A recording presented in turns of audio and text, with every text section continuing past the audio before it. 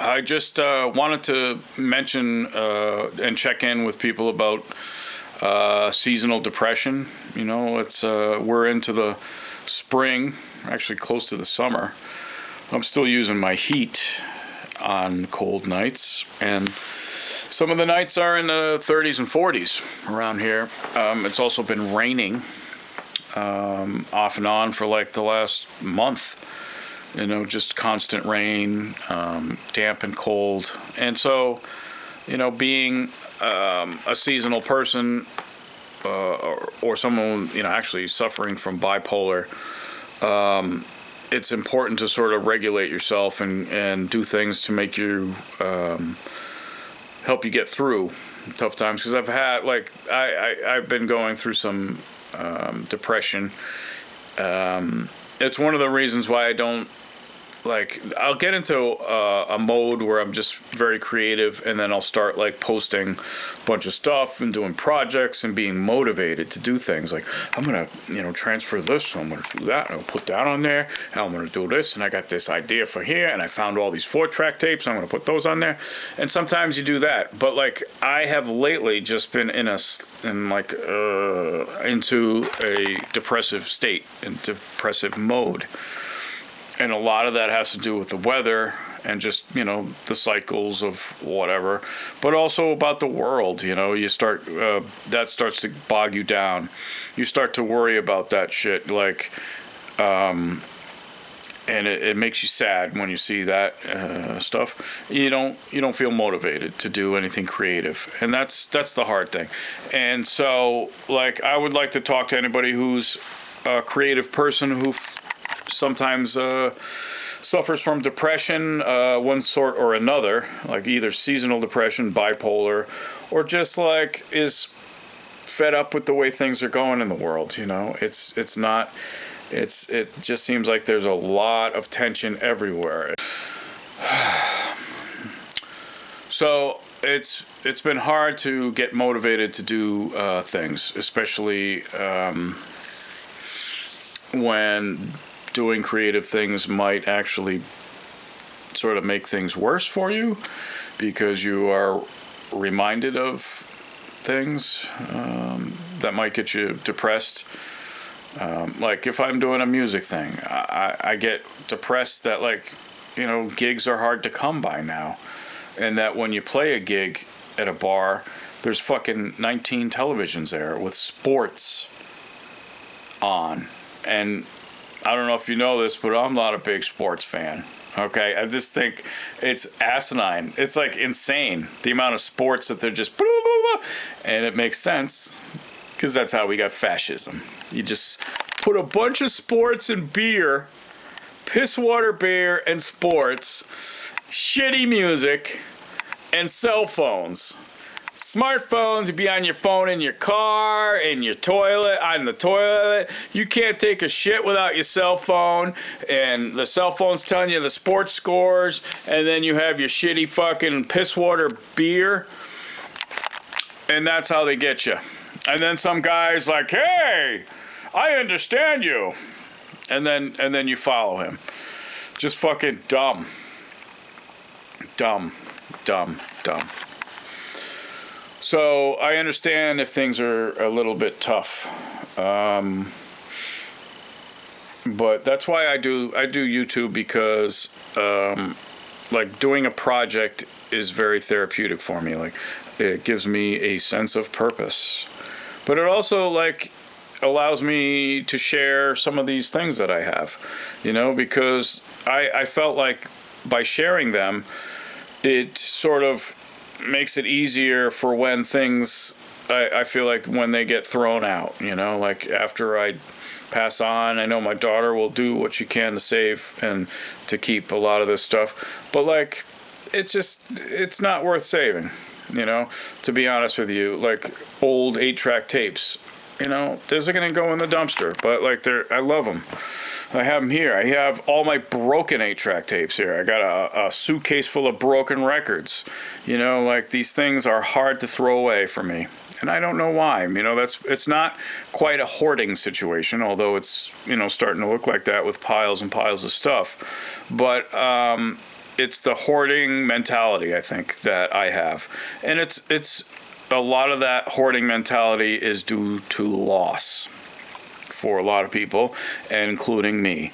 And I didn't catch the hoarding thing too much because, like, I couldn't go out and buy things, like this is mostly just abandoned shit that I took, and again, that feeds into some other part of me, that may be trying to save this media that's no one else wanted, right?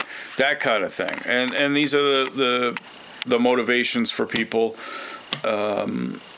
to exhibit these behaviors, is that they sometimes are trying to rectify. That's a word I was looking for a long time. Rectify. I was like, what's that word it's rectifying. You're rectifying a situation in your mind. You are saving things that nobody wants, and it's like that fear of abandonment that people might have as children. As they get older, it manifests in different ways, sometimes it manifests in anger, sometimes it's self-sabotage, and that's one thing I wanted to talk about is I think, I have a family member who I think self-sabotages relationships and a lot of other things. I think people who self-sabotage get into a situation where things might be going good, right? Things are going well in a relationship or what have you, or a job, and they're going so well that you're afraid that because it's going well, it will be taken away from you. So to prevent that from happening, you're going to take the first step and take it away from yourself. Or take the, relationship, crash the relationship before it just crashes because you know that it probably will because it's you, right? Isn't that the way that the self-sabotaging works? Is that like you have such a feeling that everything's going to go wrong that when things go right, you get nervous.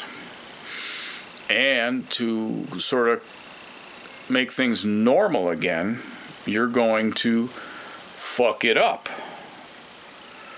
And this is a sad state that a lot of people find themselves in, unless you stop and think about it and stop it there. Like self-sabotaging is something that people do who are not happy, and it's not something you can blame somebody for, but people do, like people sabotage, like I said, in a relationship. You're the bad guy when you self-sabotage, which adds to that feeling that you are a piece of shit. And that's what I think, I don't know if you know people like that. I know people like that, and you just want to say, dude, you need to stop the cycle. You need to just put a monkey wrench in that, in the works. A monkey wrench? I've never seen a monkey wrench. I'm sorry. I don't think they call it that anymore. No, it's a simian wrench. It's not a simian wrench. I don't even know what that means, but like a monkey wrench. They always put like a monkey wrench in the works. It means like a wrench like in the gears. Probably would have caused a lot of problems back in the day. So that's self-sabotage, right? That's sabotage, putting a monkey wrench in the works. But putting a monkey wrench in your works by like stopping something that's good because you think you deserve bad all the time. You don't think you deserve bad, it's just that you've gotten bad all the time. So you feel like if something goes good, that's not normal, or that's bad somehow. And so you go about ways to rectify that in your life by by just blowing it up. And that's really sad. We've got a lot of people like that in the world. A lot of people in power, a lot of people in high-profile people who are self-sabotagers. And unfortunately, it just doesn't stop at the self, because everybody around has to like deal with the fallout. And the higher you go up with, you know, like the people, the type of people that are experiencing this, the more of a problem you're going to have, you know, because the fallout is that much greater. Oh, gee, thanks. You know, AI is going to be one of those tools. It's a tool of the fascist, but AI is like the end of like freedom. Really. I mean, I'm not being over dramatic about that. But yeah, AI is not good. Okay, folks. Like, I had fun with it when the AI chats, you know, and doing all that stuff. But AI is not good. When you have lazy, fucking greedy motherfuckers in the world, as many as we do now, we've never had this many lazy, greedy people in the world. And I think that's what it is. The affluent, you know, folks are more lazy and more greedy. You know, the people, the rich people, like I grew up in Connecticut, right? And those fucking people over there, very greedy, but a lot of them, like their parents, you know, built companies and did this and that. They worked on Wall Street and whatever, and working on Wall Street, you know, these people, not as hardworking. Let's just say that. More greedy and less hardworking. So that's a really bad combination. So they're looking for streams of revenue to tap. And they're going to tap us all out here on the bottom of the revenue scale. You know, for all the poor people, working poor. You know, I'm a working poor person, right? We're doing okay. I have a house. I, you know, was able to buy a house years ago. I've not paid off it, obviously. But I have a house, so it's like, okay. We live paycheck to paycheck, but we have a home, you know, and I've scrambled to pay the mortgage, and I do. Then there's people who are intense. And I don't mean like you're an intense person. They're intense. Under bridges, living intense, you know. And those are, some of those people are like me, and they, you know, maybe missed 3 paychecks, and they're fucking out on the street. The leisure and investment class folks that are in charge right now, I'm telling you, lazy and stupid and greedy. Those people are looking to squeeze the last dollars out of this class and make us into that class under the bridges.